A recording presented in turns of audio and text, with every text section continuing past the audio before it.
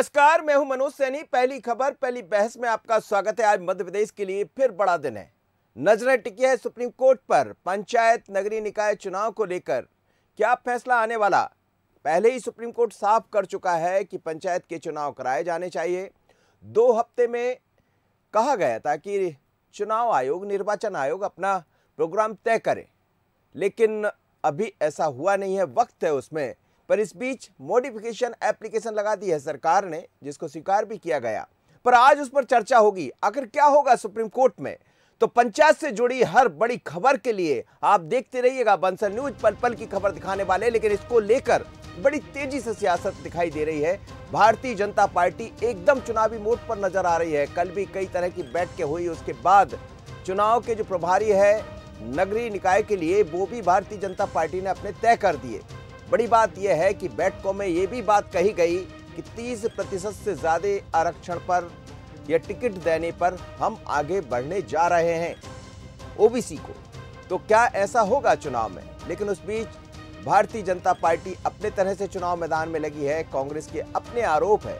तो जरा सुनते हैं कि सुप्रीम कोर्ट का फैसला क्या होगा और किस किस को इंतजार है। भारतीय जनता पार्टी के प्रदेश अध्यक्ष क्या कह रहे हैं, कैसे 30% की तरफ बढ़ सकती है भारतीय जनता पार्टी। तो देखिएगा, सुन लीजिए पहले अलग अलग बयान बीजेपी के नेताओं के, फिर कांग्रेस का पक्ष भी आपको सुनाते। सुनिएगा।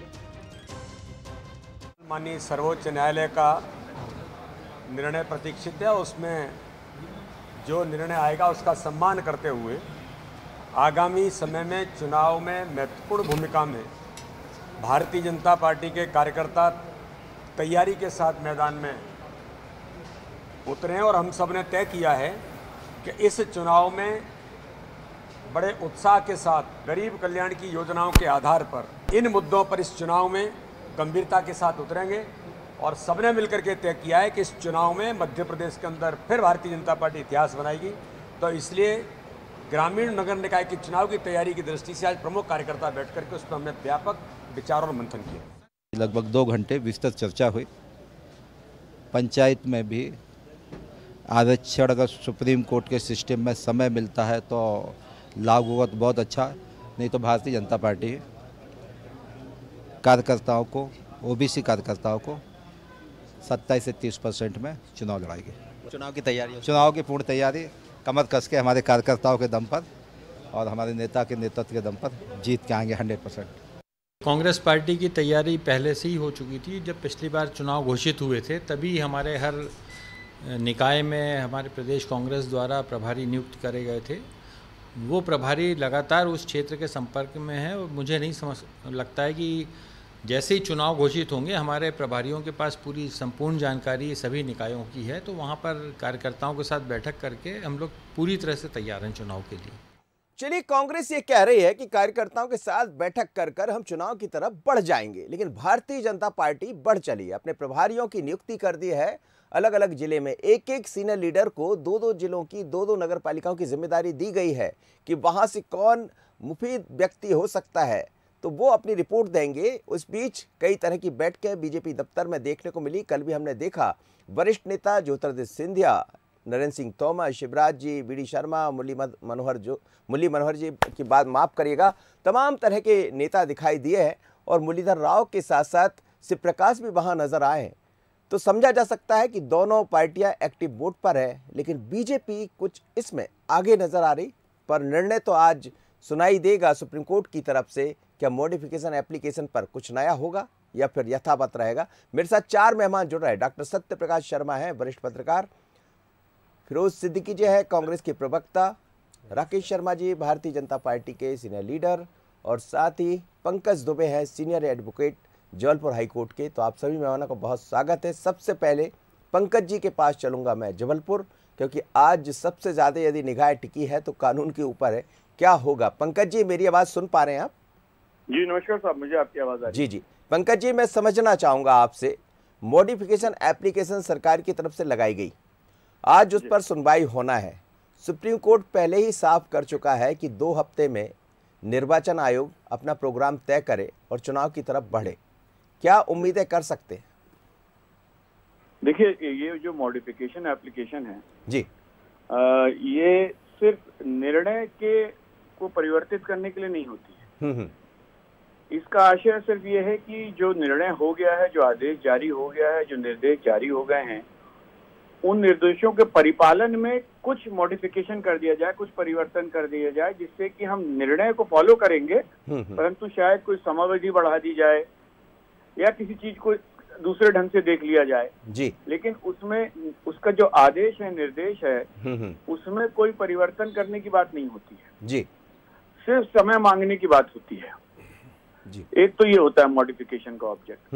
दूसरा मॉडिफिकेशन का ऑब्जेक्ट ये हो सकता है कि साहब आपने अमुक अथॉरिटी को कहा है चुनाव कराने को, उसके बजाय ये अथॉरिटी बदल के ये हो जाए। तो वर्तमान परिदृश्य में जो है सरकार ये चाहती है, जो समझ में आता है मॉडिफिकेशन एप्लीकेशन से, यद्यपि वो अभी पब्लिक डोमेन में नहीं आई है, परंतु जिस प्रकार से मीडिया ने रिपोर्टिंग की और जो समझ में आता है वो ये आता है कि सरकार चुनाव कराने के लिए थोड़ा सा समय और चाहती है और उसमें कुछ रिपोर्ट्स का वो हवाला देना चाहते हैं कि ये रिपोर्ट में ये है, ऐसी ऐसी बातें हैं। तो ये अभी सरकार की मंशा है कि उन्होंने मॉडिफिकेशन एप्लीकेशन फाइल की है। सुप्रीम कोर्ट उसको इस नज़र से देखेगा कि क्या जो एप्लीकेशन फाइल की गई है वो निर्णय के क्रियान्वयन के लिए आवश्यक है, क्या उस मॉडिफिकेशन के बिना निर्णय का क्रियान्वयन नहीं किया जा सकता है। इन सब चीज़ों को देखने के बाद में सुप्रीम कोर्ट उसको एग्जामिन करेगा, डिटरमाइन करेगा और फिर निर्णय लेगा।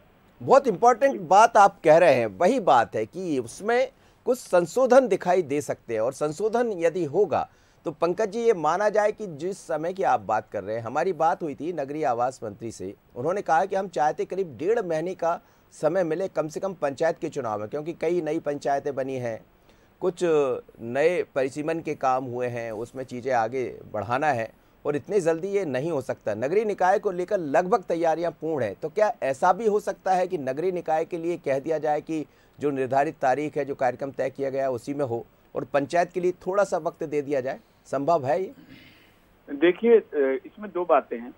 एक तो क्या है कि जो सुप्रीम कोर्ट का पूरा चश्मा है, यदि आप उसको एक बार ध्यान से देखें प्लीज जी। सुप्रीम कोर्ट का ये कहना है कि जो कानून की मंशा है, जो संवैधानिक व्यवस्था है, जो अधिनियम के अंदर समय सीमा दी गई है, उसमें कराने के लिए राज्य सरकारें और निर्वाचन आयोग बाध्य है।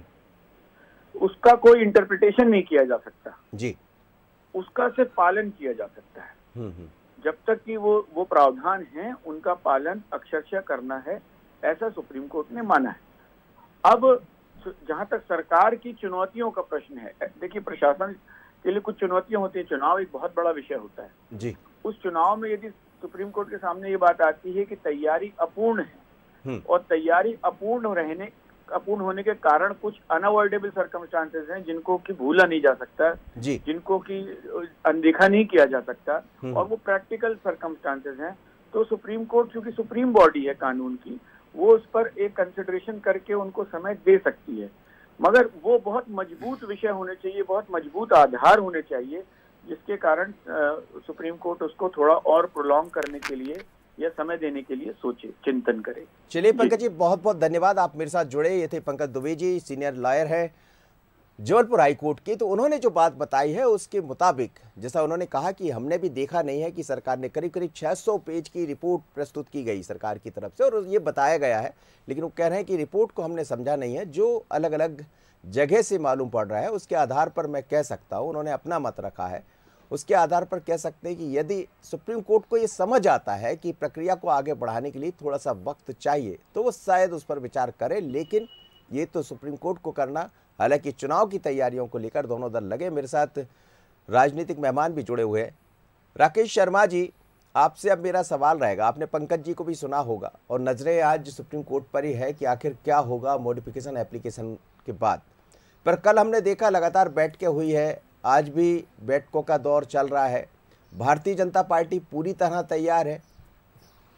मनोज जी, इससे पहले भी जब चुनाव की तारीखें घोषित होने का समय आया था और चुनाव होने की स्थिति बनी थी, उस समय से ही भारतीय जनता पार्टी ने, आपने देखा कि नगरीय निकाय और पंचायत के लिए हमने प्रभारी घोषित कर दिए थे, उनकी एक कमेटी बना दी थी।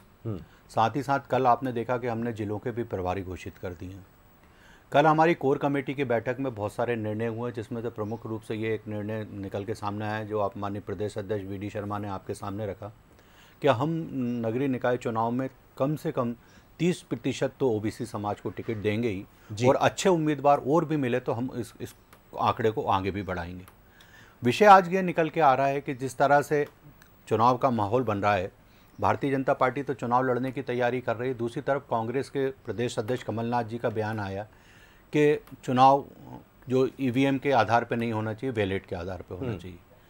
कहीं ना कहीं ये सिद्ध होता है कि भारतीय जनता पार्टी आज ज़मीन पर मजबूत है। आपने देखा 28 स्थान पर चुनाव हो या 5 स्थान पर चुनाव हो, भारतीय जनता पार्टी के साथ जनता खड़ी हुई है। घबराहट कांग्रेस पार्टी में है, इसलिए ये इस तरह की बयानबाजी कर रहे हैं जिसका कोई सिर और पैर नहीं है।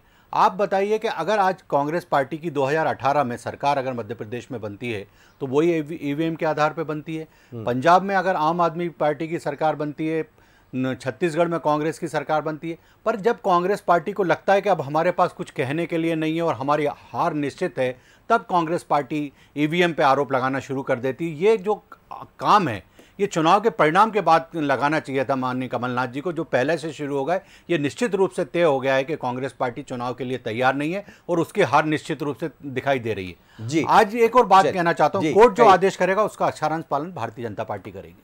चलिए, बिल्कुल कोर्ट का आदेश का पालन तो सबको करना ही होगा, और पहले भी कोर्ट ने आदेश किया था। फिरोज सिद्दीकी जी, भारतीय जनता पार्टी दिखाई तो दे रही तैयारी की तरफ, उन्होंने अपने प्रभारी नियुक्त कर दिए हैं, एक एक प्रभारी को 2-2 नगर पालिकाओं की जिम्मेदारी सौंप दी गई है। और राजीव जी जैसा अभी कह रहे थे, हम सुन रहे थे, वो कह रहे थे कि जैसे ही तारीख तय हो जाएगी हम बैठ के लेंगे और शुरू हो जाएंगे। तो अब आप बैठक लेंगे, शुरू होंगे, और भारतीय जनता पार्टी ये समझ रही जो भी परिणाम आए, जो भी सुप्रीम कोर्ट कहेगा, लेकिन चुनाव की तरफ बढ़ चलिए।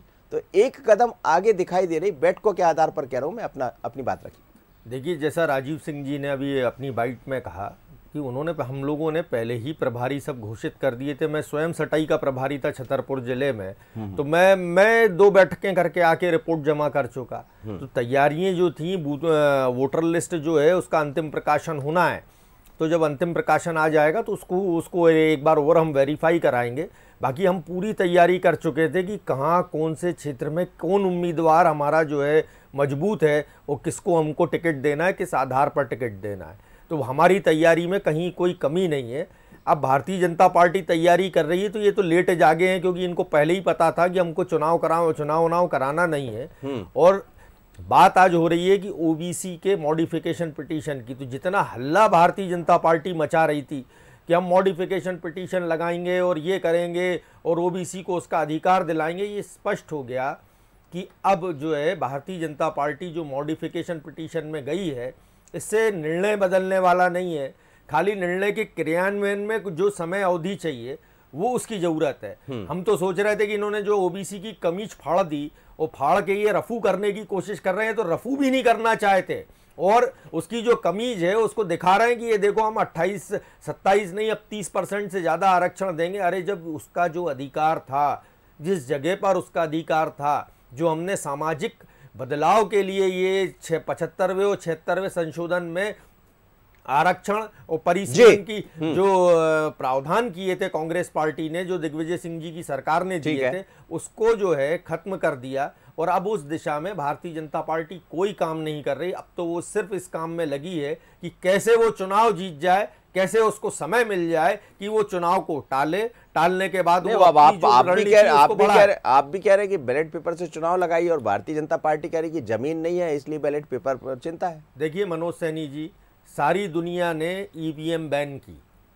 अगर जापान, अमेरिका, फ्रांस, नीदरलैंड, इतनी बड़े जो देश हैं जो इलेक्ट्रॉनिक्स में हमसे, भारत आजकल किसी को बड़ा मानता नहीं, भारत ये मान के चलता सबसे बड़े हम ही हैं। देखिए ठीक है, उन्होंने जब बदलाव किया, अब जब भारत में इसकी शिकायतें आई, 373 सीटों पर जो है पिटीशन लगी हुई है इसको ईवीएम को लेके कि वोट डले कम, ईवीएम ने गिन दिए ज्यादा। 20 तो गुजरात की हैं। आप मध्य प्रदेश की अटेर की जो है उसमें इलैया राजा टी को जो है चार्जशीट इशू की। आज तक हमको पता चला कि वो वहां क्यों गड़बड़ी हुई थी, वो तो मीडिया के सामने साक्षात प्रमाण था, मीडिया ने उसकी फोटोग्राफी की। तो अगर हम उस पर कोई बात कह रहे हैं तो भारतीय जनता पार्टी यदि मजबूत है तो उसको कहना चाहिए आ जाओ आप, उससे बैलेट पेपर मैं ये समझूंगा, तो राकेश जी जवाब देंगे इसका। अभी डॉक्टर सत्यप्रकाश शर्मा साहब के पास चलता हूं, तकनीकी रूप से डॉक्टर साहब आपसे बात करूंगा। जैसा आप पंकज दुबे जी को सुन रहे थे, सीनियर लॉयर हैं, और तमाम तरह की जो चीज़ें दिखाई दे रही, लगभग ये दिखाई दे रहा है कि सुप्रीम कोर्ट ने पहले जो निर्णय दिया था उसी निर्णय पर शायद आज कुछ सामने आ सकता है। हम बोल नहीं सकते सुप्रीम कोर्ट का मसला है, पर जो स्थितियां लग रही, क्योंकि बीजेपी भी ये समझ रही है और तैयारियों की जो बड़ी तेज़ी से तैयारी की है, तो उससे इसी तरह के आसार ज़्यादा नज़र आते। क्या लग रहा है आपको, क्या जो वक्त मांगा गया है उसमें वक्त मिल जाएगा थोड़ा सा? देखिए मनोज जी, आपका प्रश्न बहुत ही लॉजिकल है। आपको सीधी सीधी बात यह है कि ट्रिपल टेस्ट के बारे में हम सोचते हैं, ट्रिपल टेस्ट का जो प्रोसेस है, भले ही उसके फर्स्ट और सेकेंड 2 टेस्ट जी, constitution of commission and commission की जो सर्वे है उसके आधार पर report as per proportion of the OBC community जी, लेकिन इसके बाद जो मैं बात कह रहा हूँ triple test, Indira Sawhney case 1992 में उसका वर्डिक्ट आया जी, तो उस वर्डिक्ट में 50% से अधिक रिजर्वेशन को रिस्ट्रिक्ट किया। लेकिन एक बहुत अच्छी बात है, 92 के बाद आप अगर देखते हैं दिग्विजय सिंह जी की सरकार रही, 2003 से भाजपा की उमा भारती, गौर साहब और शिवराज सिंह जी की गवर्नमेंट रही। इस दौरान क्या मध्य प्रदेश की राजनीति या सरकारों को अगर ओबीसी वर्ग की चिंता होती तो कहीं ना कहीं उसे, तमिलनाडु का आपको मैं एग्जांपल दे रहा हूं, तमिलनाडु में मालूम है आपको 69% रिजर्वेशन है वहां पर, लेकिन इंदिरा साहिनी केस का जो वर्डिक्ट है वो लागू नहीं होता क्योंकि उन्हें 9th शेड्यूल का उपयोग किया। 9th शेड्यूल का उपयोग करते हुए उन्हें तमिलनाडु रिजर्वेशन एक्ट 1990 को पास किया और उसके बाद उन्होंने 69% कर दिया।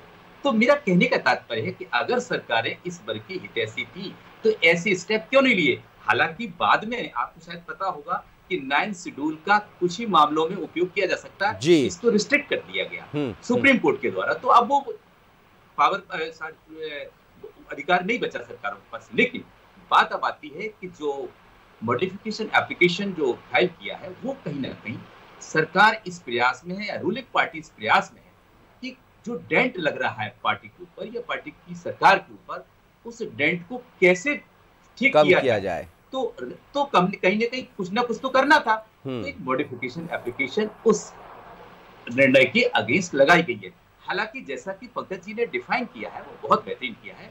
ये पक्की बात है कि मॉडिफिकेशन का तात्पर्य ये नहीं होता कि निर्णय को बदलना, कुछ सुधार, मॉडिफिकेशन का अर्थ ही सुधार होता है, उसमें एज पर कंडीशन और सिचुएशन पर सुधार किया जा सकता है। हालांकि सोर्सेज से ये भी खबर है कि जो टाइम मांगने के साथ साथ ये भी कहा गया है कि इस वर्ग का प्रतिनिधित्व मध्य प्रदेश में अधिक है, अतः इसके कारण अगर हम election without the OBC reservation करते हैं तो लॉ एंड ऑर्डर की सिचुएशन बिगड़ सकती है। चलिए सर, मैं राकेश शर्मा जी से इस बात पर, राकेश जी ये दिखाने के लिए है या आगे बढ़ाने के लिए? देखिए मनोज जी, भारतीय जनता पार्टी पूरी ईमानदारी से ओबीसी समाज के साथ खड़ी है। आपने प्रदेश अध्यक्ष जी की बाइट को सुना है, किस प्रकार से स्पष्ट रूप से उन्होंने जो कहा, भारतीय जनता पार्टी जो कहती है उसको जमीन पे भी उतारती है। हम कांग्रेस की तरह सपने नहीं दिखाते। मेरा स्पष्ट रूप से कांग्रेस के नेताओं से एक प्रश्न है, 15 माह आपकी सरकार थी, ट्रिपल टेस्ट के लिए आपने, सपने में तो आजकल चुनाव सभी के आ रहे होंगे मनोज जी मेरा निवेदन है, मुझे बोला 15 माह में कांग्रेस की सरकार थी, ट्रिपल टेस्ट के लिए एक कदम कांग्रेस पार्टी ने उठाया हो तो मेरे सामने बता दीजिए। कोर्ट में जब मामला जाता है आप अपना वकील तक नहीं खड़ा करते। मेरा ये कहना है कि आप एक तरफ कहते थे कि हम ओबीसी समाज को 27% आरक्षण देंगे, कांग्रेस पार्टी ने ये बात रखी, उस 27% आरक्षण देने के लिए आपने क्या किया? सिर्फ एक हवा में छोड़ दिया। जिस तरह आपने कहा था 10 दिन में किसान का कर्ज माफ कर देंगे, हर बेरोजगार को 4000 रुपये बेरोजगारी भत्ता दे देंगे, उसी तरह कांग्रेस पार्टी ने एक ये जुमला छोड़ा था जो कांग्रेस पार्टी की गले की हड्डी बन गई है। ये जो कह रहे हैं ना ओबीसी समाज के कपड़े, अच्छा गले की हड्डी किस का बन गया ये? देखिए मेरा कहना है मनोज जी, ओबीसी समाज के कपड़े कांग्रेस पार्टी ने फाड़े, सिर्फ ये वोटों की राजनीति के लिए समाज को विघटन करने का काम करते हैं। आप बताइए, ओबीसी समाज अपने प्रतिनिधित्व की बात कर रहा है, भारतीय जनता पार्टी ने 3 मुख्यमंत्री दिए मध्य प्रदेश में ओबीसी समाज के। कांग्रेस पार्टी में प्रदेश अध्यक्ष बनेंगे कमलनाथ, नेता प्रतिपक्ष बनेंगे कमलनाथ, मुख्यमंत्री बनेंगे कमलनाथ, ओबीसी समाज कहाँ है? और फिर अभी आपने नेता प्रतिपक्ष बनाया तो एक उच्च जाति का बनाया, बना देते ओबीसी समाज का। तो ये ओबीसी समाज पूरी अच्छी तरह से जानता है कि कौन किसके साथ खड़ा है और कौन किसके लिए मेहनत कर रहा है। आज ये बताइए कि हम कोर्ट में जो वकील पेश कर रहे हैं, हिंदुस्तान के टॉप लेवल के वकील पेश कर रहे हैं, उसके बाद अटॉर्नी जनरल तक से हम बात करके उनको इस मामले को पेश करने की बात कर रहे हैं। ओबीसी समाज का जो आयोग है उसको संवैधानिक दर्जा भारतीय जनता पार्टी ने, कांग्रेस बताए ना उसने क्या किया ओबीसी समाज के लिए। जी फिरोज सिद्दीकी जी, देखिए ऐसा है कि जितने भी निर्णय कमज़ोर लोगों के खिलाफ हो रहे हैं कोर्ट में, वो भारतीय जनता पार्टी की सरकार में क्यों हो रहा है। महाराष्ट्र का गिर गया ओबीसी आरक्षण, अब मध्य प्रदेश का गिर गया, नजीर बनवा दी इन्होंने। महाराष्ट्र में किसकी सरकार है? सुनिए आप मध्य प्रदेश में कह रहे हैं कि हमारी सरकार नहीं है। सुनते जाइए महाराष्ट्र। अरे भैया सुनते जाइए, सुन रहा हूं। मैंने भी वही कहा, महाराष्ट्र में तो आपकी सरकार। हाँ बिल्कुल, लेकिन देश में पिछड़ा वर्ग का प्रधानमंत्री और पिछड़े वर्ग का प्रधानमंत्री जो है, ओबीसी के जो आरक्षण है उसकी नीतियां हैं, जो ओबीसी के हक की चीजें उसको नहीं बचा पा रहा। पिछड़े वर्ग के मुख्यमंत्री, डबल इंजन की सरकार, उन्होंने ट्रिपल टेस्ट का आदेश दिया, ये उल्टी सीधी कुछ तो भी कागज में गोल गुटम्मा करके और सुप्रीम कोर्ट में पहुंच गए। लड़ने लायक नहीं रहे आप, वहां जवाब तक नहीं दिया। क्या किया उसका जवाब दो। 15 महीने में हमने सपने दिखाने के अलावा क्या किया तुमने? हम तो यही कह रहे हैं, कुर्सी चाहिए के लिए। हम तो यही हो गई कि आपकी सरकार चली गई तो आपके पदाधिकारी पद बेचने लगे। अरे 1 मिनट, 5 लाख में ले लीजिए जिलाध्यक्ष का पद, 2 लाख में ले लीजिए जिलाध्यक्ष का पद। श्रीमान जी बोलिए। 15 महीने की सरकार में कमलनाथ जी की सरकार जो थी, विधानसभा से कानून पारित किया है हमने। पलट के बता दे उस कानून को कोई, क्यों नहीं कोर्ट में वकील खड़ा किया था? कौन और आज भी कमलनाथ जी ने 45 लाख रुपए खर्च करके अपने खुद के वकील खड़े किए। 2 वकील हमारे कोर्ट में सुनवाई हो रही थी केस की। तीसरी बात तो आपके वकील है ना, कांग्रेस के वकील। पदों की बात पिछड़ा वर्ग के इनका मोर्चा के जो भगत सिंह कुशवाहा लगा के बाहर निकाल, सर समय का बिल्कुल नहीं, बिल्कुल समय नहीं। सत्यप्रकाश जी 30 सेकंड में प्रतिक्रिया। सर समय नहीं बिल्कुल भी, माफी चाहूंगा। सवाल ये कर रहे हैं कि डॉक्टर सत्यप्रकाश जी, डॉक्टर सत्यप्रकाश जी दिलाओगे या नहीं दिलाओगे? सर वो सबको पता है। डॉक्टर सत्यप्रकाश जी किसकी गली की हड्डी बन गया ये सब। चलते चलते देखिए, एक चीज बताऊं, पहले तो मैं बीजेपी की प्रवक्ता को मैं दुरुस्त बात करने के लिए कहता हूं कि आपको पता है कि ट्रिपल टेस्ट 2021 दिसंबर में सुप्रीम कोर्ट ने 15 तारीख को महाराष्ट्र को कहा, 17 को मध्य प्रदेश को कहा। तो इसके पहले किसी की भी सरकार रही हो, उसका ट्रिपल टेस्ट कराने की कोई बात ही नहीं आई थी। तो उस समय की बात तो छोड़िए, लेकिन ये पक्की बात है कि अगर आपकी चाहे कांग्रेस हो या भाजपा की सरकारें इस वर्ग की हिमायती हैं, तो उनको सेंटर से या स्टेट में 27% आरक्षण देने से पहले कमलनाथ गवर्नमेंट को ये विचार करना चाहिए था कि इंदिरा साहनी के मैटर में ये चैलेंज हो जाएगा कोर्ट में, तो उसका रास्ता ढूंढना चाहिए था। तब कहीं ना कहीं उस 27% आरक्षण ओबीसी वर्ग को देना चाहिए था। ठीक आज सिचुएशन ये है कि अगर इंदिरा साहनी वर्डिक्ट को कहीं ना कहीं रिलैक्स करना चाहती है सरकार, तो सेंटर को मिलकर ये प्रयास करना चाहिए कि एक ऐसा कानून लाया जाए जो कहीं ना कहीं कॉन्स्टिट्यूशन में एमेंडमेंट करके उसका सुधार करके उस रिस्ट्रिक्शन को दूर किया जा सकता है। रास्ता सिर्फ और सिर्फ एक ही है, दूसरा रास्ता नहीं है। चलिए, आपने बता दिया रास्ता ये है, लेकिन आज रास्ता तो सुप्रीम कोर्ट दिखाएगा। चुनाव का, पंचायत चुनाव का, नगरीय निकाय चुनाव का क्या होगा वो रास्ता, नजरें हमारी इस पर है। राकेश जी, फिरोज जी और डॉक्टर साहब, आप सभी मेहमानों का बहुत धन्यवाद। मध्य प्रदेश में आज फिर सबसे बड़ी खबर यही है कि चुनाव को लेकर सुप्रीम कोर्ट में मॉडिफिकेशन एप्लीकेशन लगाई गई है। लगातार हमारी निगाहें उस पर बनी हुई है। आप चिंता मत करिएगा, पल पल देखते रहिए बंसल न्यूज। खबरें लेकर आएंगे सबसे पहले कि सुप्रीम कोर्ट क्या कहता है और क्या फिर इस पर राजनीति होगी, क्या करेंगी पार्टियां। तो नजरें बनाए रखिएगा। मुझे दीजिए इजाजत। पहली खबर, पहली बहस में इतना ही। नमस्कार।